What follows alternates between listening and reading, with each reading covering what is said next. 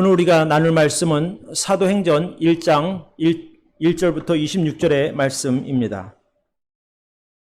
그동안 우리 성도님들의 필요를 생각하면서 또 여러 가지 주제별로 설교들을 준비했었습니다. 그러나 이제 오늘부터는 당분간 이 사도행전 중심으로 강해하려고 합니다. 그 이유는 우리가 이 신앙의 중심을 우리의 그 환경에 맞출 것이 아니라 하나님의 말씀에 두기 위함입니다. 우리는 구원받은 성도들입니다.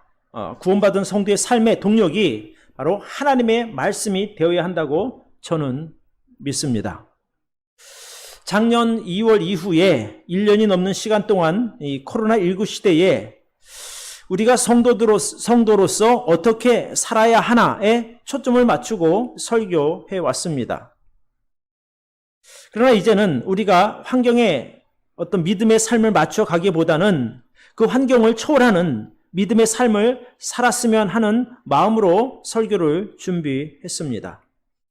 이 사도행전은 예수님의 십자가 죽으심과 부활하심 이후에 오순절의 성령 강림 사건, 그리고 그 이후 예수 그리스도의 십자가 복음이 교회를 통해서 예루살렘과 온 유대와 사마리아와 땅끝까지 전파되는 그 과정들을 자세하게 기록하고 있습니다. 그러니까 특별히 이 사도행전 같은 경우는 하나님의 그 구속사 가운데서 일종의 큰 전환이 이루어지는 중요한 시점이 되기도 합니다. 구약 성경에서는 성부 하나님이 구속 사역의 주도자가 되셨고 또 예수님의 공생애 이후 승천까지는 성자 하나님이신 예수 그리스도가 구속 사역의 주도자가 되셨습니다. 그리고 오순절 성령 강림 이후부터는 이제 삼위 하나님 중에 셋째 위이신 성령 하나님께서 교회를 통한 구속 사역의 주도자가 되시는 것을 우리는 보게 됩니다. 에덴 동산 이후부터 장차 이루어질 그 마지막 때까지 연속적으로 진행되는 하나님의 구속사역의 궁극적인 목적은 바로 하나님 나라의 완성입니다. 이제 성령 하나님의 인도하심과 교회의 복음전도 사역을 통해서 땅끝까지 복음이 전해지는 일만 남은 상태입니다. 그래서 우리가 계속해서 이어지는 사도행전 강해를 통해서 하나님께서 어떻게 사도들과 성도들을 사용하셔서 세상 죄인들을 구원하시는 그런 과정들을 보고 또 교회를 어떻게 세우시면서 선교를 이어가는 과정들을 우리는 보게 될 것입니다. 저는 앞으로 이 사도행전 강해를 통해서 우리가 성도로서 이 마지막 시대를 살아가면서 감당해야 할 역할이 무엇인지를 저나 여러분들이 발견할 수 있기를 바랍니다. 그래서 오늘 그 첫 번째 시간 사도행전 1장을 통해서 지금은 하나님의 말씀에 집중할 때라고 하는 제목으로 복을 나누도록 하겠습니다. 자, 첫 번째, 오늘 사도행전 1장을 통해서 우리가 발견할 영적인 교훈이 있습니다. 자, 같이 한번 읽읍시다. 시작. 지금은 하나님의 말씀에 집중하고 집중해야 할 때입니다. 사회적으로 혼란스러운 때일수록 성도들은 하나님의 말씀인 성경에 집중해야 합니다. 오늘 본문에 보면 예수님께서 십자가 죽음을 당하신 후에 3일 만에 부활하신 그 이후의 일들을 기록하고 있습니다. 예수님께서 부활하신 이후에 40일 동안 제자들에게 하나님 나라의 일을 가르치셨다라고 성경은 기록하고 있습니다. 자, 3절에 보면 해 받으신 후에 또한 저희에게 확실한 많은 증거로 친히 사심을 나타내사 40일 동안 저희에게 보이시며 하나님 나라의 일을 말씀하시니라 이렇게 기록하고 있습니다. 그러면서 이 제자들에게 특별한 당부의 말씀을 하십니다. 오늘 본문인 4절과 5절의 말씀인데요. 제가 읽어드리겠습니다. 사도와 같이 모이사 저희에게 분부하여 가라사대 예루살렘을 떠나지 말고 내게 들은 바 아버지의 약속하신 것을 기다리라. 요한은 물로 침례를 베풀었으나 너희는 몇 날이 못되어 성령으로 침례를 받으리라 하셨느니라. 이렇게 당부의 말씀을 하십니다. 예수님의 이 말씀을 들은 제자들이 예수님께 질문을 합니다. 그럼 그때가 주께서 이스라엘 나라를 다시 회복하시는 때입니까? 라고 이제 되묻게 되죠. 그러니까 제자들의 그 믿음 상태가 이때까지만 해도 예수님께서 3년 반 동안 가르쳐 주셨던 하나님 나라와 또 세상 죄인들의 구원에 대하여 정확하게 이해하지 못하고 있는 것을 보게 됩니다. 그러니까 제자들의 관심은 영원한 하나님 나라 그리고 세상 죄인들에 대한 구원에 대한 그런 하나님의 관심이 아닌 자기들의 삶의 어떤 세상에서의 성공과 이루고자 하는 꿈에 대하여 그들은 이루고 싶어 했던 것을 보게 됩니다.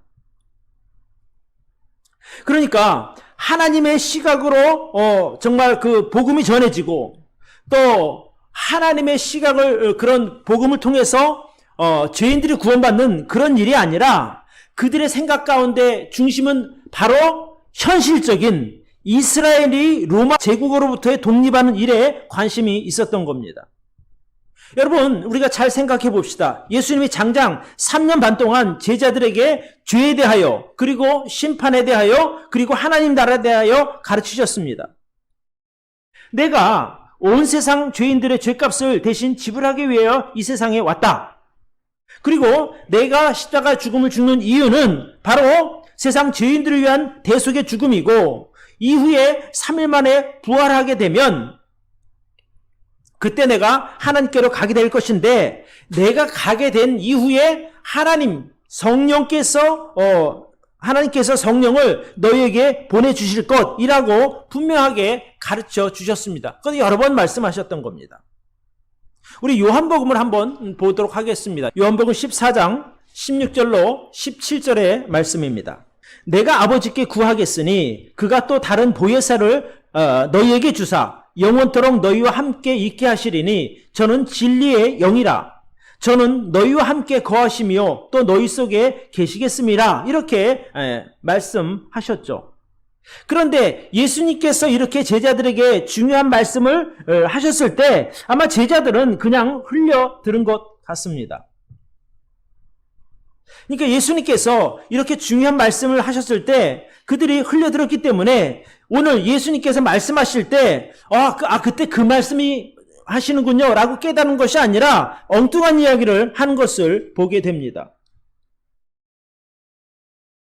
예수님께서는 내가 전에 이제까지 말했던 성령님이 내가 가면 오시게 될 것이야. 그러니까 너희는 예루살렘을 떠나지 말고 내게 들은 아버지의 그 약속하신 성령을 기다려라는 말씀을 하셨죠. 근데 그 말씀을 제자들은 그러면 그때가 바로 이스라엘이 독립하는 그때가 됩니까? 라고 잘못 듣게 된 것이죠. 사람이 마주보고 대화를 해도 딴 생각을 하고 있으면 그 말하는 상대방의 말을 잘 듣지 못합니다. 상대방은 열심히 이야기하지만 듣는 사람이 다른 생각을 갖고 있으니까 결국 들어도 기억하지 못한다는 말이 되죠. 우리들도 마찬가지 아닙니까? 우리가 하나님의 말씀을 듣기는 들어도 예배 가운데 딴 생각하고 있다가는 무슨 설교 내용을 했는지 잘 기억하지 못하는 것이죠. 그러니까 예수님께서 이 세상의 구원을 위한 너무나 중요한 하나님 나라의 일들을 아주 자세하게 말씀하셨는데 제자들은 딴 생각하느라 그것을 기억하지 못했던 것이죠.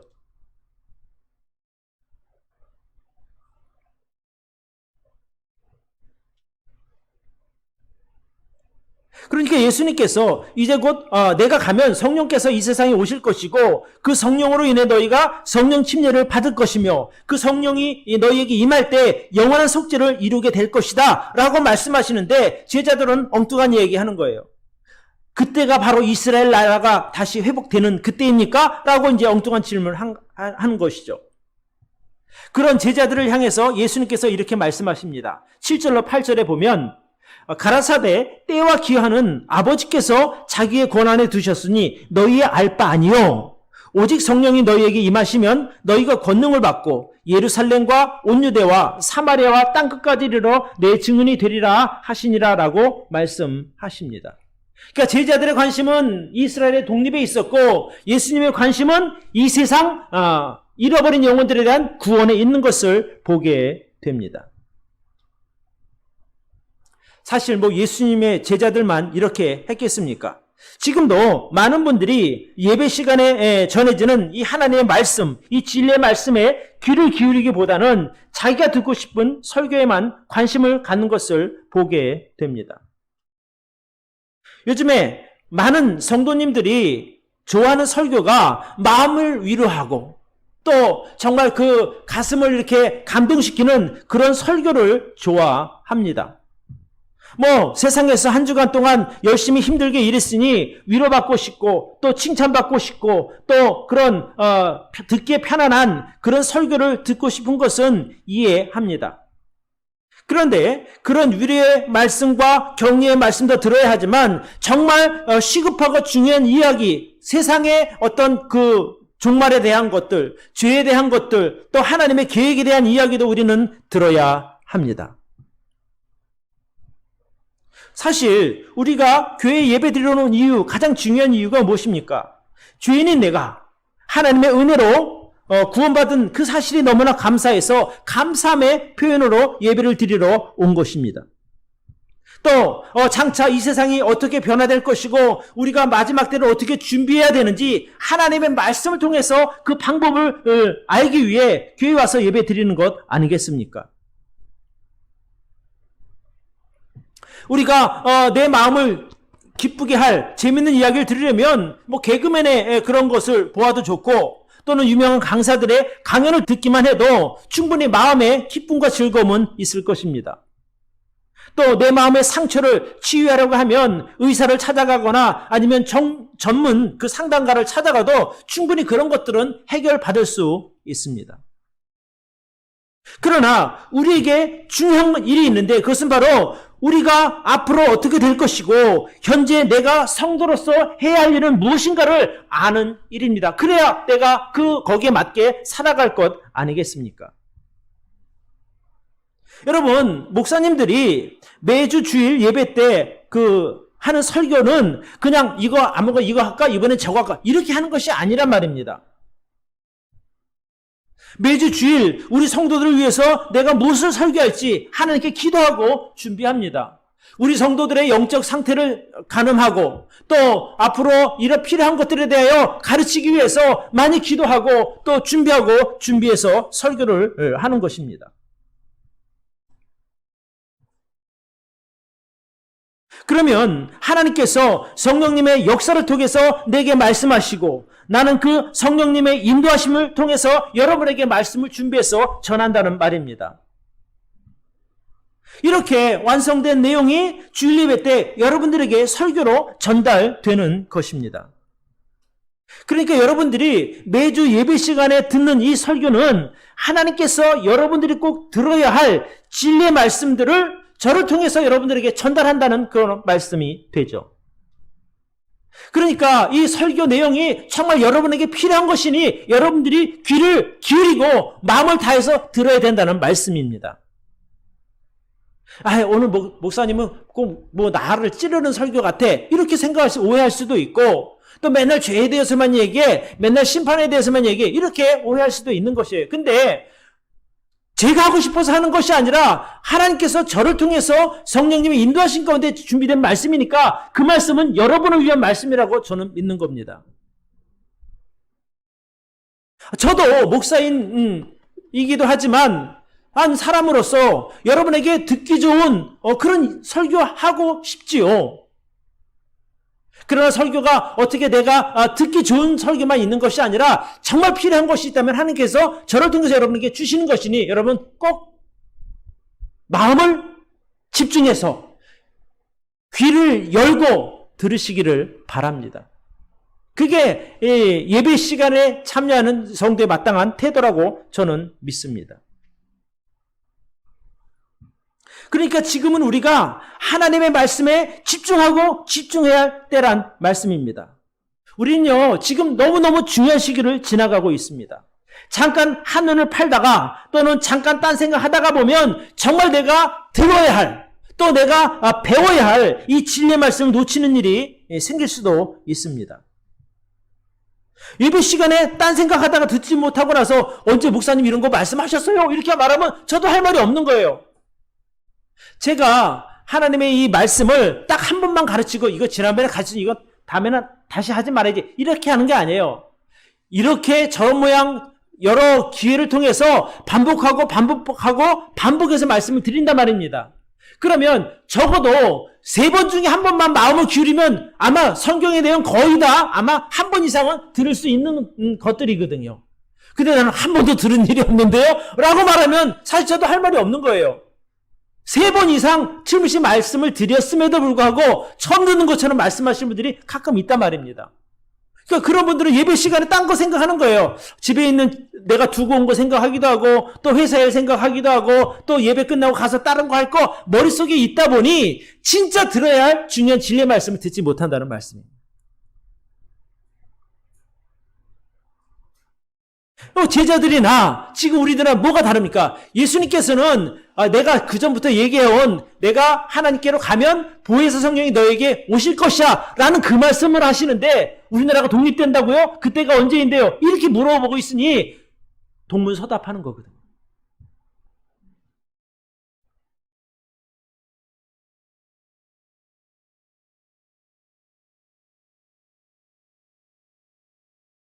사랑하는 성도님들께 다시 한번 말씀드립니다. 지금은 우리가 하나님의 말씀에 집중하고 집중해야 할 때입니다.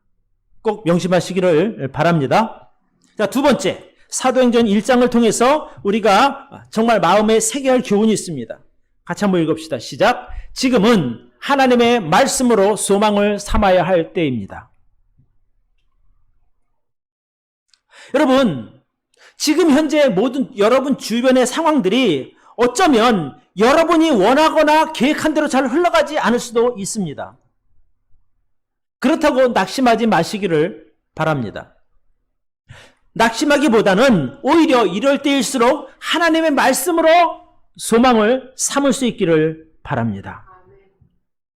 이때 당시 사도행전 1장 당시 제자들의 입장에서 생각해 볼 때 예수님께서는 이제 완전히 하늘로 올라가셨고 올라가실 때 천사들을 통해서 약속의 말씀을 주십니다. 자, 9절부터 11절의 말씀입니다. 이 말씀을 마치시고 저희 보는 데서 올리어 가시니 구름이 저를 가리어 보이지 않게 하더라. 올라가실 때에 제자들이 자세히 하늘을 쳐다보고 있는데 흰옷 입은 두 사람이 저희 곁에 서서 가로되 갈릴리 사람들아 어찌하여 서서 하늘을 쳐다보느냐. 너희 가운데서 하늘로 올라오신 이 예수는 하늘로 가심을 본 그대로 오시리라 하였느니라. 이렇게 이야기를 하죠. 사실 이때만 하더라도 제자들이 3년 반 동안 열심히 예수님을 따라다녔고 또 예수님께 배웠습니다. 그런데 예수님이 승천하신 후에 제자들에게 남은 것은 예수님이 주신 말씀밖에 없었어요. 그죠? 그러니까 그게 오늘 본문 4절과 5절인데 제자들과 헤어지기 직전에 하신 말씀이 바로 이 말씀 아닙니까? 예루살렘을 떠나지 말고 내게 들은 바 아버지의 약속하신 것을 기다리라. 이렇게 주님께서 말씀하십니다. 그러면 너희가 그 예루살렘을 떠나지 않게 되면 요한은 물로 침례를 베풀었지만 너희는 몇 날이 되지 않아서 성령으로 침례를 받을 것이야 라고 말씀하시는 거죠. 자, 이제 자기들이 쫓던 예수님은 하늘로 올라가셨지만 제자들은 낙심하지 않았습니다. 그들은 함께 모여서 기도하기를 시작합니다. 12절부터 봅니다. 제자들이 감람원이라 하는 산으로부터 예루살렘에 돌아오니 이 산은 예루살렘에서 가까워 안식일에 가기 알맞은 길이라. 이제 들어가 저희 요한은 다락에 올라가니 베드로와 요한, 야고보, 안드레와 빌립, 도마와 바돌로메, 마테아 및 알포의 아들 야고보, 셀루딘 시몬, 야고보의 아들 유다가 다 거기 있고 여자들과 예수의 모친 마리아와 예수의 아우들로 더불어 마음을 같이하여 저녁 기도에 힘쓰니라. 이렇게 기록하고 있습니다. 자, 이제 자기 선생님은 이제 하늘로 올라가셨고 이제 그 제자들만 난 상황에서 그들이 흩어지지 않고 한 마음으로 기도할 수 있었던 것이 무엇인가 하니 그들에게 남아있는 예수님의 약속의 말씀이 있었기 때문에 가능한 것입니다. 제자들은 예수님의 그 약속의 말씀을 믿음으로 붙들었고 소망으로 삼았기 때문에 그 어려운 상황들을 견뎌낼 수가 있었다는 말입니다. 여러분, 지금 우리에게 있어서 우리가 붙들 수 있는 것은 하나님의 말씀밖에 없습니다. 우리가 세상에 무엇을 붙들고 이제 괜찮겠다라고 안심할 수 있겠습니까? 결국에 당시 제자들이 예수님께서 남겨주신 그 약속의 말씀을 붙들고 살았던 것처럼 우리는 하나님의 말씀을 붙들고 살아야 된다는 말씀이에요. 지금 이 시대의 말입니다. 우리가 하나님의 말씀에 소망을 두고 살아갈 때 우리는 어떤 상황에서든지 결코 흔들리지 않을 수 있다는 말이죠. 당시 이 마가의 다락방에 모인 제자들을 포함한 무리의 수가 약 120명이라고 성경은 기록하고 있습니다. 그때 그들 가운데 지도자격이었던 베드로가 일어나서 하나님의 말씀을 증거합니다. 16절부터 봅니다. 형제들아, 성령이 다윗의 입을 의탁하사 예수 잡는 자들을 지루한 유다를 가리켜 미리 말씀하신 성경이 응하였으니 마땅하도다. 이 사람이 본래 우리 수 가운데 참여하여 이 직무의 한 부분을 맡았던 자라. 이 사람이 불의의 삭스로 밭을 사고 후에 몸이 곤두박질하여 배가 터져 창자가 다 흘러나온지라. 이 일이 예루살렘에 사는 모든 사람에게 알게 되어 본 방언에 그 밭을 이르되 아겔다마라 하니 이는 피밭이라는 뜻이라. 시편에 기록하였으되 그의 거처로 황폐케 하시며 거기 거하는 자로 없게 하소서 하였고 또 일렀으되 그 직분을 타인이 취하게 하소서 하였도다. 이렇게 말합니다. 그러니까 이게 무슨 말이냐 하면 예수님께서 십자가에 죽으신 그 일이나 또는 가룟 유다가 그 예수님을 팔아먹은 일이나 모두 성경에 이미 기록되었던 하나님의 말씀대로 이루어진 것이라고 설교하는 것이죠. 그러니까 예수님의 그 죽으심과 부활하심, 그리고 하늘로 올라가신 것, 또 이 모든 것들이 모두가 다 성경에 예언된 하나님의 말씀이 이루어진 것이라는 말씀입니다. 그러니까 우리가 낙심할 것이 아니라 우리가 기록된 하나님의 말씀을 더 신뢰하고 더 우리가 그대로 살아야 된다라고 베드로는 있는 사람들에게 가르치는 것입니다.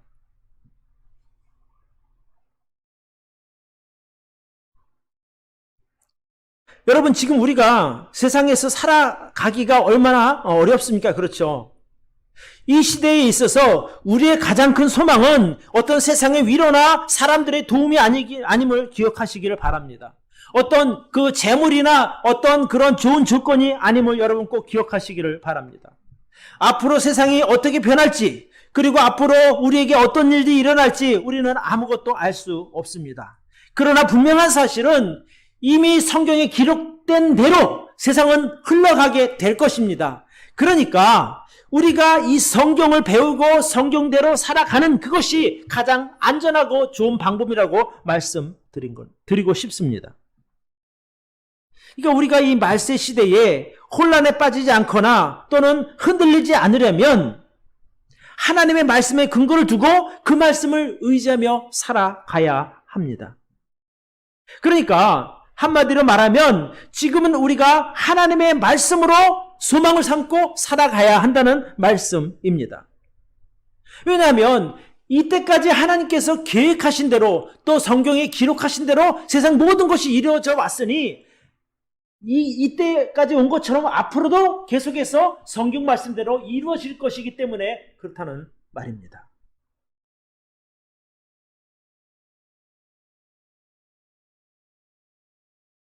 여러분, 세상에는 소망이 없습니다. 그러나 우리 하나님의 말씀을 붙들고 살면 소망이 있습니다. 이제까지 모든 일들이 하나님의 기록된 말씀대로 이루어져 온 것처럼 앞으로도 온 세상의 일들이 하나님의 말씀대로 이루어져 갈 것이기 때문에 그렇습니다. 여러분, 하나님의 말씀에 소망을 두시기를 바랍니다. 자, 세 번째입니다. 같이 한번 읽어볼까요? 시작. 지금은 하나님의 말씀에 전적으로 순종해야 할 때입니다. 여러분, 하나님이 기뻐하시는 믿음은 말씀을 받은 그대로 실천하고 순종하는 것이 하나님께서 기뻐하시는 믿음입니다. 아까 제가 베드로가 다락방에 모이는 성도들을 향해서 가룟 유대의 배신이 하나님의 말씀에 기록된 예언이 성취된 것이라고 설명을 드렸죠. 이때 베드로가 참 구약 성경을 인용해서 말씀을 전합니다. 그것이 바로 20절의 말씀인데, 자, 20절에 우리 같이 좀 봅시다. 시편에 기록하였으되 그의 거처로 황폐하게 하시며 거기 거하는 자가 없게 하소서 하였고, 또 일렀으되 그 직분을 타인이 취하게 하소서 하였도다, 이렇게 말합니다. 그러니까 베드로는 이러한 지금 우리가 맞게 된 상황은 예언이 성취된 것이다 라고 말하면서 이렇게 말합니다. 시편에 기록한 것을 보니 그의 거처를 황폐하게 하셨고 거기 거하는 자가 없게 하셨으며, 또 다른 곳에서 말하기를 그 직분을 타인이 취하게 하소서라고 말씀하셨으니, 이제 우리가 가룟 유다가 가졌던 그 직분을 누군가에게 전해줍시다, 이렇게 말하는 것입니다. 여러분, 시편 109편에 보면 오늘 이 말씀이 그대로 되어 있습니다. 그 직분을 타인이 취하게 하소서 하였도다 라는 말씀이 기록되고 있는 거예요. 그러니까 이제까지 우리가 지금 맞닥뜨린 이런 상황들이 성경에 기록대로 왔으니까 이제 우리도 성경의 명령대로 우리가 그대로 실천을 합시다 라고 사람들을 설득하는 것이죠. 그래서 베드로가 시편 109편의 말씀을 근거로 항상 자기들과 함께 다니던 사람 중에서 하나를 세워 죽은 가룟 유다를 대신해서 사도의 역할을 맡기기로 결정하게 됩니다. 자, 오늘 성경을 봅니다. 자, 21절부터 봅니다. 이러함으로 요한의 침례로부터 우리 가운데서 올려 가신 날까지 주 예수께서 우리 가운데 출입하실 때에 항상 우리와 함께 다니던 사람 중에 하나를 세워 우리로 더불어 예수의 부활하심을 증거할 사람이 되게 하여야 하리라 하거늘, 저희가 두 사람을 천하니 하나는 바사바라고도 하고 별명은 유수도라고 하는 요셉이요 하나는 마띠아라. 그러니까 이제 사도의 조건이 여기 두 가지를 말하고 있는데, 하나는 예수님과 함께 다니던 사람이고, 또 하나 조건은 바로 예수님의 부활을 목격한 사람이어야 합니다. 이 두 가지가 충족되는 것이 예수님의 사도의 조건인데, 그 조건을 갖춘 사람 중에 두 사람을 뽑게 됩니다. 요셉과 마띠아인데, 저희가 하나님께 기도하고 뽑은 사람이 누구냐면 바로 마띠아라는 사람을 뽑아서 12번째 사도가 되게 했습니다. 이때 이들이 그 두 사람 중에 누구를 사도로 정할까 정하는 방법도 결국 그들은 성경적인 방법을 택한 것을 보게 됩니다.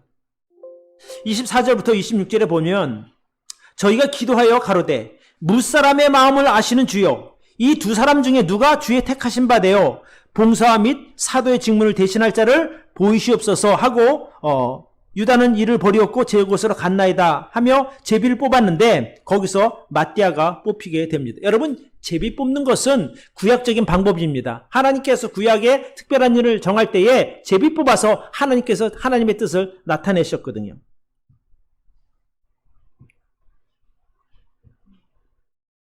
저는 지금 베드로가 이렇게 하는 것을 보면 베드로는 철저하게 하나님의 말씀에 순종했던 사람입니다.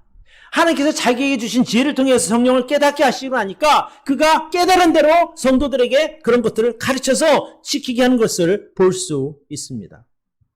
여러분, 하나님의 말씀은 아는 것이 힘이 아니라 지켜 순종할 때 능력으로 나타나게 됩니다. 아는 것만으로는 특별한 능력이 없는 것입니다. 당시 11명의 이 사도를 포함한 이 120명의 성도들은 모두 하나님의 말씀에 순종하기를 즐기는 사람들이었습니다. 그들이 하나님의 말씀에 순종해서 예루살렘을 지켰을 때 성령이 그들에게 임했고 그들은 성령의 능력을 힘입어 복음을 온 천하에 전하는 귀한 하나님의 일꾼들이 되었던 것입니다. 하나님의 말씀은 지금도 구원받은 성도들의 삶에서 가장 정확한 안내자가 되십니다. 그렇기 때문에 우리가 그 말씀에 순종하며 살아야 된다는 말씀이 됩니다. 사랑하는 성도 여러분, 우리가 하나님의 말씀에 순종해야 할 이유가 무엇입니까? 그것은 이제까지 성경에 기록된 하나님의 말씀들이 기록한 대로 모두 다 이루어졌기 때문에 그렇습니다.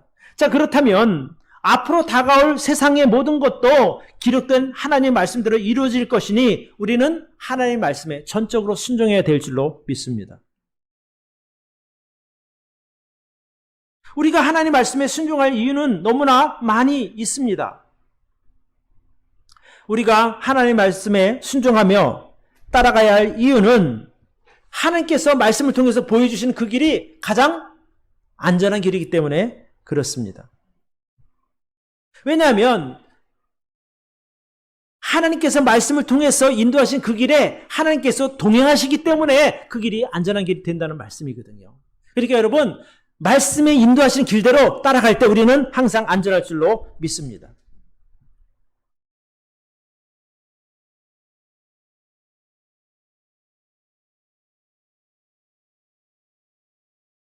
예수님께서 제자들에게 말씀하시기를 너희는 예루살렘을 떠나지 말고 내게 들은 바 아버지께서 약속하신 것을 기다리라고 말씀하셨거든요.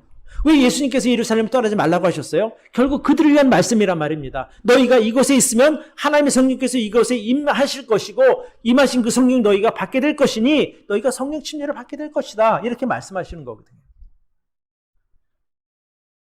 그러니까 결국에 이 기록된 하나님의 말씀은 구원받은 성도들을 위한 말씀이요 구원받을 성도들을 위한 명령이라고 말할 수 있습니다. 그렇기 때문에 우리를 위한 말씀이니 우리가 듣지 않으면 누가 듣습니까? 그죠? 그래서 우리가 꼭 말씀에 순종하는 삶을 살 수 있기를 바랍니다. 그럴 때에 우리가 안전하고 평안한 길을 가게 될 것입니다. 여러분, 요즘같이 모든 것이 불확실하고 또 짧은 시간에 모든 것들이 바뀌는 그런 혼란스러운 때일수록 우리는 하나님의 말씀을 붙들고 살아야 합니다. 붙들 뿐 아니라 그 말씀에 순종할 수 있기를 바랍니다. 그래야만 우리가 정말 수시로 바뀌는 어떤 세상의 환경 또는 논리들을 우리가 극복할 수 있다는 말입니다. 거기 쫓아가다 보면 정신이 없는 거예요. 맨날 그런 논리에 휩쓸리게 되고 늘 허둥거릴 수밖에 없게 됩니다.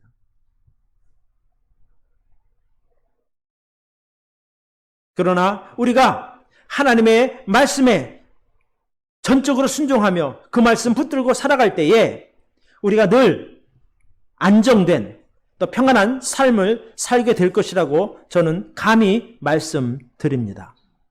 여러분, 혼란스러운 때일수록 더 말씀을 붙들고 사시기를 바랍니다. 하나님의 말씀에 집중하고 집중하시기를 바랍니다. 하나님의 말씀을 여러분의 소망으로 삼으시기를 바랍니다. 하나님의 말씀에 전적으로 순종하는 삶을 사시기를 바랍니다.